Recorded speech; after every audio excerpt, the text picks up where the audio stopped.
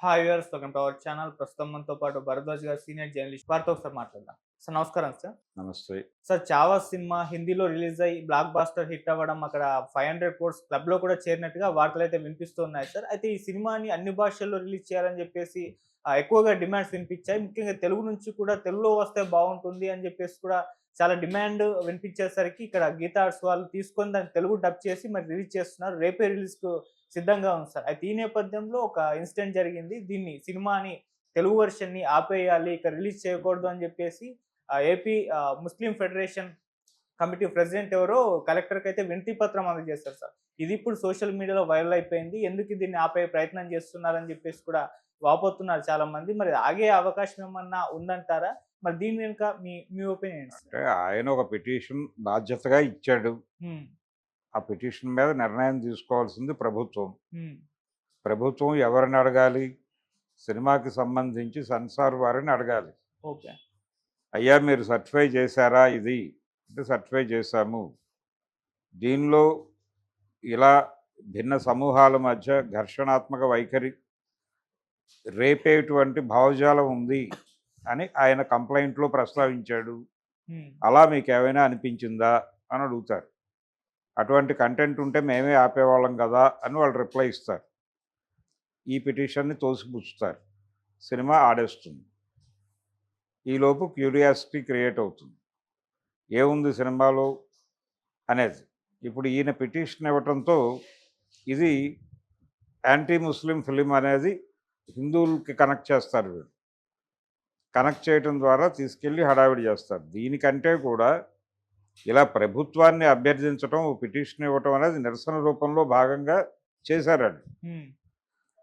అయితే ఆ నిరసన రూపాన్ని కూడా వాడేసుకుంటారు వీళ్ళు. కాబట్టి ఇప్పుడు జరగాల్సిందేంటి? సమాజంలో ఒక నిరంతరమైనటువంటి ఒక డిస్కషన్ జరగాలి. ఇది సోషల్ మీడియా వేదికగా జరగటము అలా కాదు.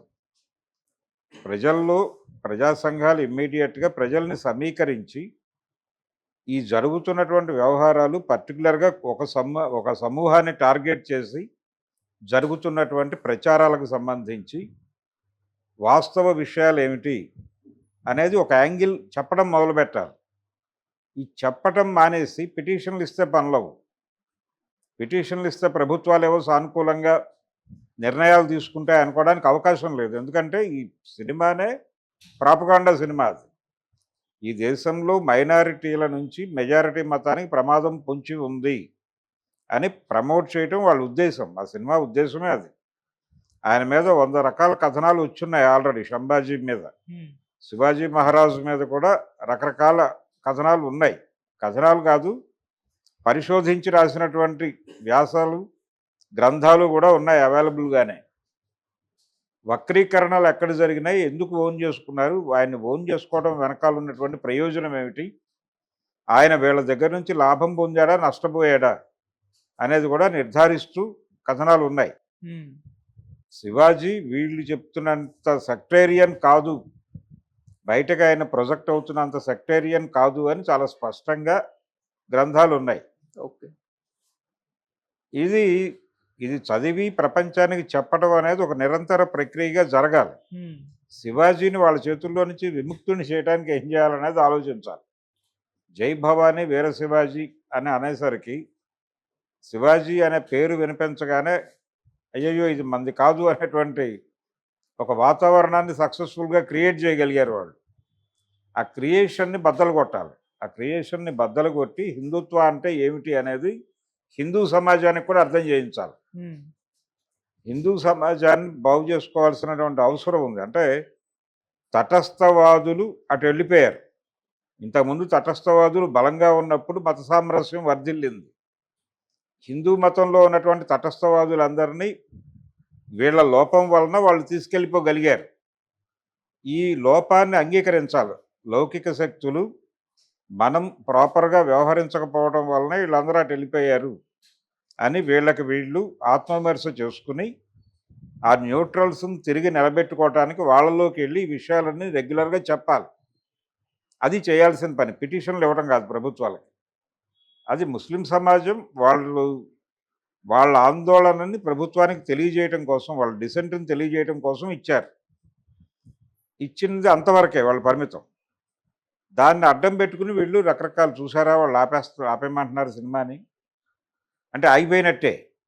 రేపు రిలీజ్ లేదట, అసలు రోడ్ల మీదకి వస్తే కొడతారట దాకా తీసుకెళ్తారు ఈ ప్రచారాన్ని. తీసుకెళ్ళి ఈ పిటిషన్ ఆధారంగా ఒక మూడ్ క్రియేట్ చేసి థియేటర్కి జనాలు వెళ్ళటం ఒకటే కాదు, మైనారిటీస్ చాలా ప్రమాదకరం అనే విషయాన్ని ప్రమోట్ చేయడానికి ఈ వార్తను విపరీతంగా వాడతారు వాళ్ళు. ఆ ప్రమాదం ఖచ్చితంగా ఉంది దీని నుంచి. చావా సినిమాలో వాళ్ళు ఏం చెప్పారు అనేది, అంటే ఔరంగజేబ్ క్యారెక్టర్ని విలన్గా చూపించదలుచుకున్నప్పుడు విలన్గా అతను ప్రతి మనిషి జీవితంలోనూ కొన్ని నిర్ణయాలు, ప్రపంచాన్ని బాధపెట్టే నిర్ణయాలు కూడా ఉంటాయి. అవి మాత్రమే అతన్ని జడ్జి చేయడానికి పనికిరావు. టోటల్గా అతను చేసినటువంటి పనులు అన్నిట్లోనూ కనీసం మాత్రంగా 50% పైన మంచి పనులు ఏవైనా ఉంటే అతన్ని మంచివాడు, ఒక మంచివాడు కింద బ్రాండ్ అయ్యొచ్చు. అలాగని చెప్పి మిగిలిన 50% అతను చేసిన తప్పులు యాజ్ ఇట్ ఈజ్గా ఉంటాయి కదా సమాజంలో, వాటిని మాత్రమే ప్రొజెక్ట్ చేస్తే ఇటు పరమ దుర్మార్గుడు అనుకోవడానికి కూడా ఆస్కారం ఉంది. కాబట్టి ఇద్దరు రాజుల మధ్య ఘర్షణగా చూడలేదు దీన్ని. ఔరంగజేబ్కి శివాజీకి మధ్య 2 రాజ్యాల మధ్య యుద్ధం అది. 2 రాజ్యాల మధ్య యుద్ధం. హిందూ రాజుల మధ్య కూడా ఘర్షణలు జరిగాయిగా భారతదేశంలో. వాటిని ఎందుకు హైలైట్ చేయరు మీరు? అక్కడ మీకు క్యూరియాసిటీ కలిగించే అంశం లేదు కాబట్టి. ఇప్పుడు పురుషోత్తముడికి ఇతర రాజులకి మధ్య జరిగినటువంటి యుద్ధాలు, అంబికి జరిగిన యుద్ధం, దాని గురించి మాట్లాడండి. అద్భుతమైన సినిమాలు తీయండి, ఎవరు కాదన్నారు? ఎందుకు మానేశారు? పురుషోత్తముడిని అంబి ద్రోహం చేశాడు కదా, దాని గురించి సినిమా తీయండి, ఎందుకు తీయరు? అంటే ఇక్కడ క్యూరియాసిటీ ఉంది. ఔరంగజేబ్ అనే వాడిని విలన్గా చూపిస్తే ఒక సమాజాన్ని, ఒక సమూహాన్ని విలన్లుగా నిర్ధారించవచ్చు. తద్వారా ఒక మెజారిటీ ప్రేక్షకులు మన సినిమాని ఆదరిస్తారు.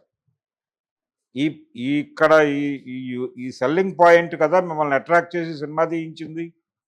ఆ సెల్లింగ్ పాయింట్ ఉందనే కదా మీరు తీసుకొచ్చి డబ్ చేసింది. ఆ సెల్లింగ్ పాయింట్ ఉందనే కదా ఇప్పుడు ఈ కేసును కూడా వాడుకుంటోంది. లేకపోతే ఇంత ప్రచారం జరిగేది కాదు మామూలుగా అయితే. అది జిల్లా ఎడిషన్ వార్త. నెల్లూరు జిల్లాలో ఒక సమూహం వెళ్ళి కలెక్టర్కి మెమోరాండం 100 మంది ఇస్తారు రోజుకి. వాటన్నిటిని మీరు మెయిన్ స్ట్రీమ్ మీడియాలో పెట్టి ఇలా ప్రపంచం ముందు పెడుతున్నారా? నిన్న వాళ్ళు ఇచ్చిన సమయంలో ఎంతమంది ఇచ్చుంటారు పిటిషన్లు, ఎన్ని అంశాల మీద ఇచ్చుంటారు? వాటన్నిటికీ రానటువంటి ప్రాధాన్యత దీనికే ఎందుకు కల్పిస్తున్నారు? అంటే మీరు ఏం చెప్పదలుచుకున్నారు దీన్ని ప్రచారం చేయటం ద్వారా? చూసారా, వాళ్ళు సినిమాని ఆపేయమంటున్నారు సార్. ఇంకేంటండి, ఎప్పుడో కాదు ఇప్పుడున్నారు ఔరంగజేబులు అంటారు. అనడానికి అవకాశం ఉంది కదా, ఆల్రెడీ ప్రవచనాలు మొదలైపోయినాయి. అందుకని ఎక్కడ ఏ చర్య జరిగినా వీళ్ళు వాలిపోయి నానా గందరగోళం చేసే ప్రయత్నం చేస్తున్నారు.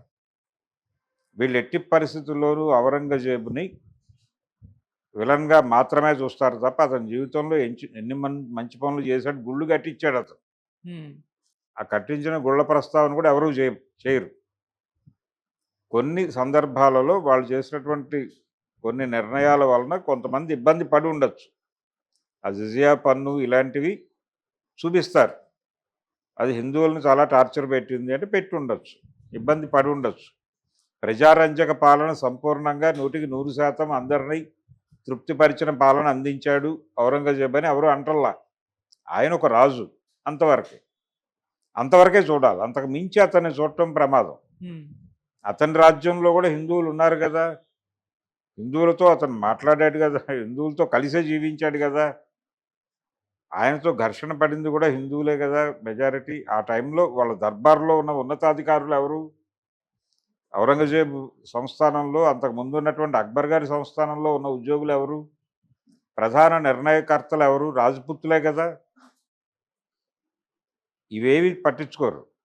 మొఘల్ అనగానే బ్రాండెడ్ క్రిమినల్ అన్న పద్ధతిలో మీరు సినిమాలు తీసేస్తే మనోభావాలు గాయపడ్డాయని వాళ్ళు ఎవరు కేసులు వేయరనే కదా వీళ్ళ ధైర్యం.